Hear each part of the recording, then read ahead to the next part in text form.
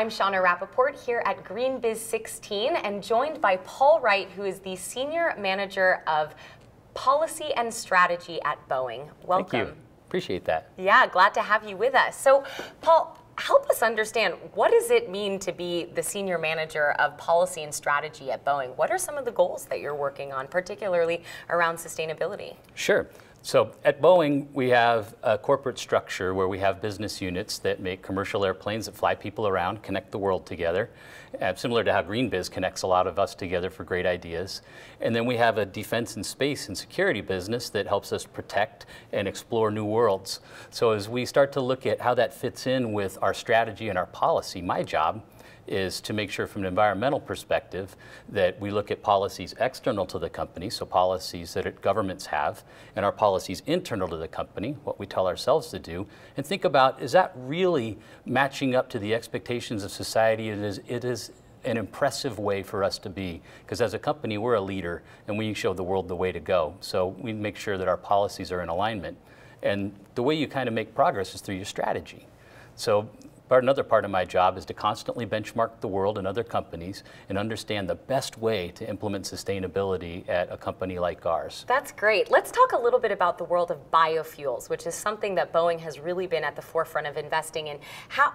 What has been the key driver of that? Why is it surging? Is that demand from customers, from other airlines, and what's the real business opportunity that Boeing is seeing around all of this? Biofuels brings up a great point. When a company looks at their environmental footprint, you have to do some materiality type assessments. So when we look at where is one of our major footprint areas, CO2 comes to light. And during the Intergovernmental Panel on Climate Change, we actually had some of our climate scientists participate in that, and we determined that air travel was 2% of the CO2 emitted on the Earth. And you might think it's only 2%, but we take that quite seriously. So when we look at what we can do about that, there really isn't anything else out there with enough energy storage to make an airplane fly with the amount of thrust an airplane needs. So we looked at what is a way to do this in a carbon neutral way.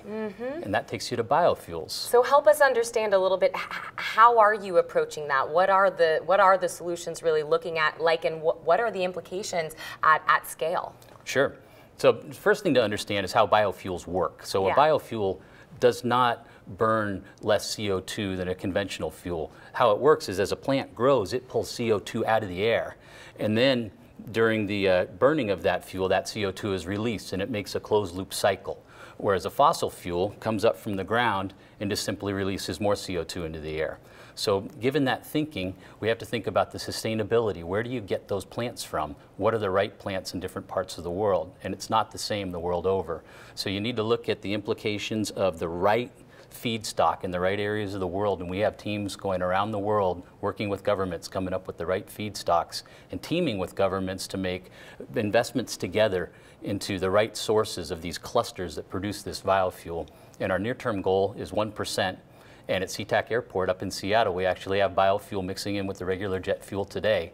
And we want to take that all the way up to full scale. And that'll give us a 50 to 80% reduction in our carbon emissions for our footprint. That's so great to hear. I really look forward to having that conversation both next year and years beyond. Thank you so much for your personal and for Boeing's vision and ambition and leadership. Paul Wright of Boeing, thank you so much. Thank you kindly.